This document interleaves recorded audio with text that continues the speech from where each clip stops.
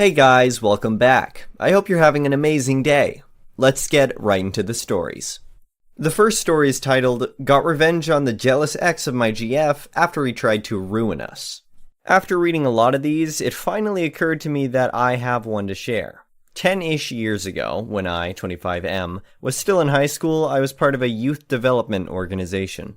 In some of our weekend camps in conjunction with other units, I had developed one hell of a crush on a girl a year younger than me from the neighboring unit. Call her Crush. Of course, I wasn't the only one, and while I made my move and made good progress with her over the following months, I wasn't the lucky one in the end. My competition, call him Jake, was from Crush's unit, so he had the advantage of having more regular in-person contact with her.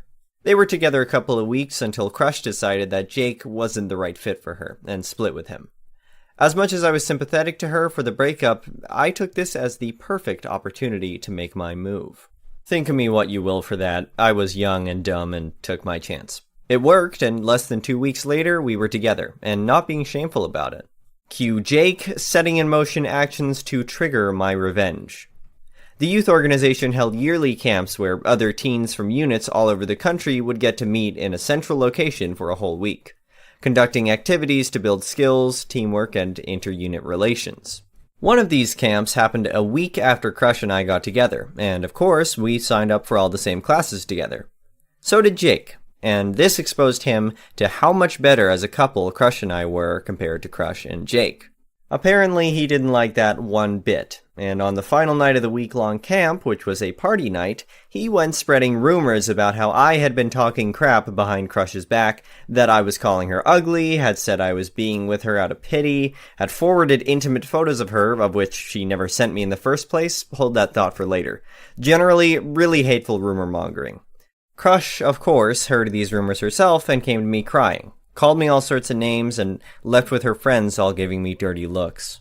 Being a young, dumb teen at the time, I had no idea what was going on, and didn't suspect foul play, as at the time Jake and I were good mates. A day later, on the ride back home, I tried to message her to discuss the previous night, accusations flew, we had a big fight, and I ended the conversation angrily, saying I was fine with never seeing her again. Told her to enjoy her life without me. Think of me what you will for that. Cue Crush and I finding out we had been played. Later that day, the guilt for being an a-hole to her set in, and I messaged her again apologizing for my words and not being supportive enough when she came to me crying, explaining that I had no idea what was going on or what I had done to trigger her being upset with me. She then finally comes out and tells me that she had heard from multiple people the rumors against me. Now I finally had an idea of what had happened the previous night. I told her how much she meant to me and that I would never do anything to compromise our relationship. We then started contacting the rumor spreaders together, putting together the pieces, and all accounts led back to one person. Jake. The revenge came during the fact-finding. As Crush and I were going back through everyone who had spread the rumors, we were showing them our case against him and tearing down every friendship that Jake had throughout the organization. Some people, of course, stayed on his side. We simply blocked them. But most people saw Jake for the person he truly was, a jealous a-hole who would see others in ruin for his own gain. He lost almost all his friends in the organization, and everyone shunned him. He ended up leaving the organization not long after. The next story is titled, Entitled Neighbors Call 911 on Me When I Kick Them Out of My Pool. Claims I trespassed on my own property.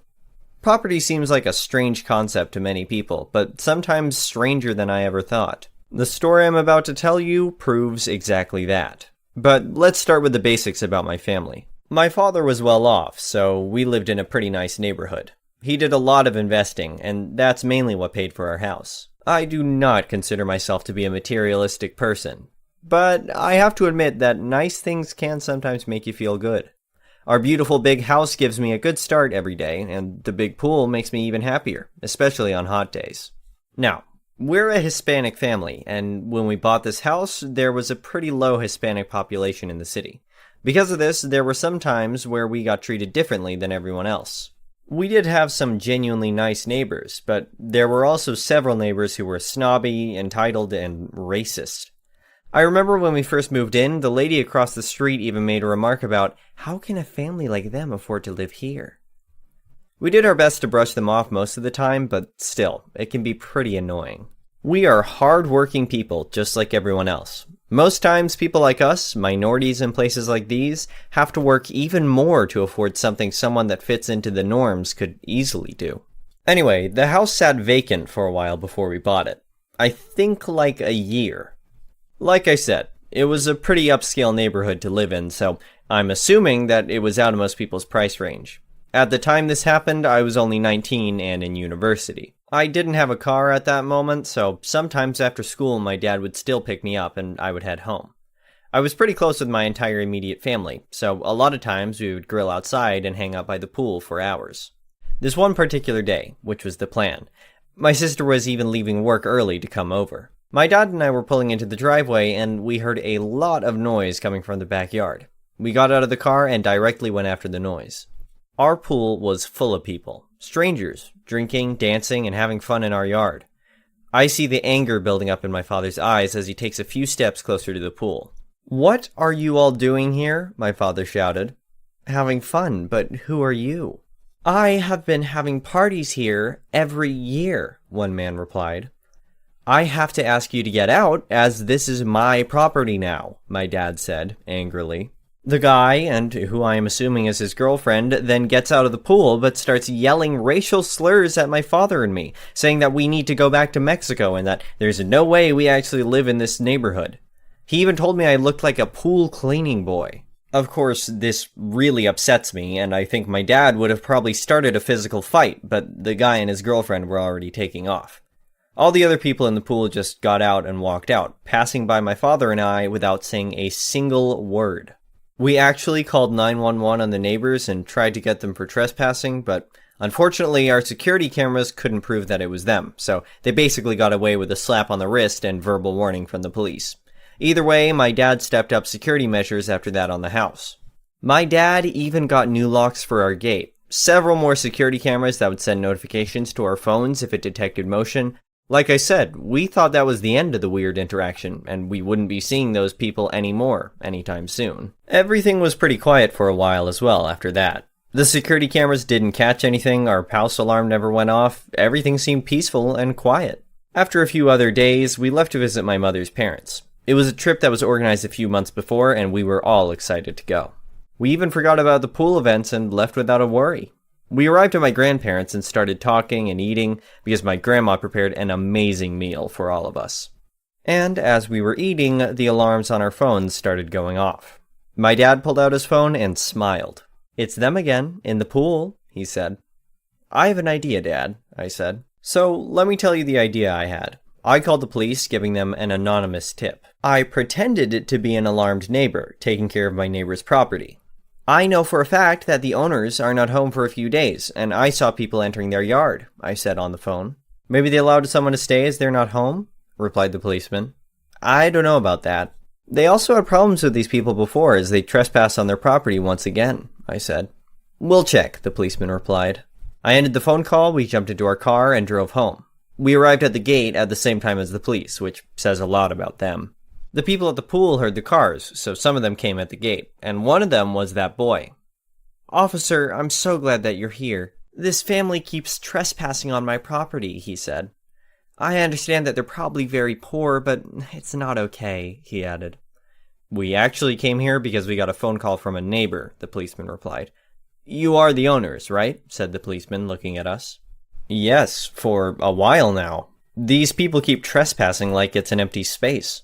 I live here, my family lives here, and I want safety for us. You have to do something about it," my dad answered. "Officer, he's lying. Look at him," the man said, mocking us by doing different sounds and gestures. "This problem's actually very easy to solve," said the policeman. "Let me see the property documents," he added. My dad entered the yard, opened the front door, went inside, and brought the documents. The policeman nodded and looked at the man. "Now you, sir," the policeman said. "What? What documents? You have to believe me." "Look at me and look at them," the man shouted. "Sir, race is not a ticket. It does not equal documents, and it doesn't, or let's say shouldn't, give you any preferential treatments," said the policeman. "You're under arrest," he added. The man was handcuffed, and everyone that was with him at the pool had to go to the police station. It felt amazing to feel like justice was made for us. And we finally got to enjoy our house and pool without someone trespassing. Summary. In a racist neighborhood, some people decide that it's okay to trespass onto our property and use our pool. After my father kicked them out, they entered again when we were on vacation. We called the police and gave them an anonymous tip and went back home. The prime crook was arrested and everyone else was taken to the police station.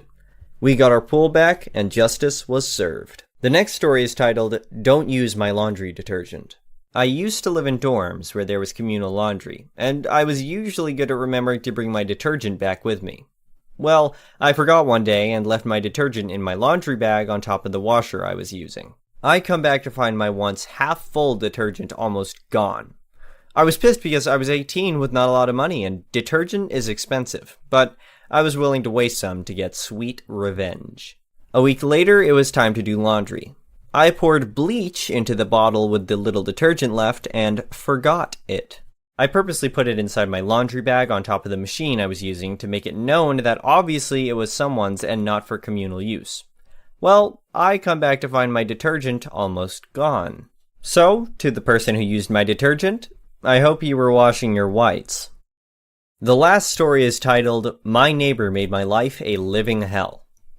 When I first moved into my current apartment about a year and a half ago, things were seemingly fine. It's in a condo unit, but its own separate building, so it's just my unit in the building and one neighbor across from me. When I first arrived, my neighbor introduced himself and asked if I needed any help carrying things in. I told him I'm all set. He seemed relatively friendly. Over the course of several months, however, I started to get the inkling that things were not fine with him. I would hear strange yelling coming from his apartment from him or other people. People would be coming at all hours. He would be going in and out of the apartment briefly for only 5 minutes at a time. I was very quickly starting to pick up on the notion that he was selling, and not just minor stuff, I believe, if you catch my drift, out of the unit. The night before Easter, my car was robbed.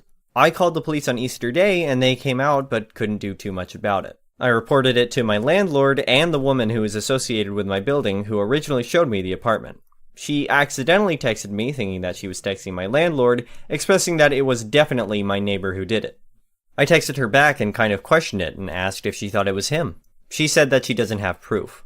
Fast forward to a month later, the police come one night to my unit, and I'm hearing in the hallway my neighbor being handcuffed. He essentially gets accused of some serious things involving a firearm. At this point, I'm completely freaked out. I had been trying already to look at other apartments, but it had been very difficult to find anything reasonably priced and a good unit. Over the next month or so, I started smelling an insane amount of smoke on a daily basis. The amount of cigarette smoke that was hoarding into my unit was unbearable.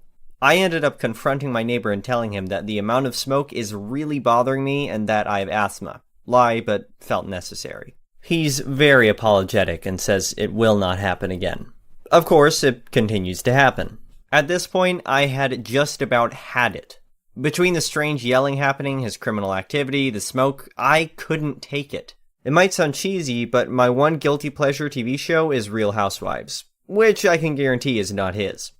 I set up my Bluetooth to connect to my audio of the show through my phone. I placed the Bluetooth right near my door. I blasted Real Housewives like it was no one's ducking business. Our walls are so thin that he and his clientele had to listen to nearly every episode of Housewives of Jersey on a loop. When I would hear him having conversations or people coming over, I would start playing it loudly through the door. I know it's not the pettiest possible route I could have gone, but I damn well tried. To conclude the story, several months ago I come home one night to police at my apartment. They're looking for my neighbor and doing a wellness check on him. They end up barging down his door, and long story short, he was deceased. I figured it was OD related, but the night before it happened, I did hear a very intense argument with him and someone else. I'll probably never fully know. Thank you for watching. I would really appreciate it if you could like the video and subscribe to our channel if you haven't already. We'll see you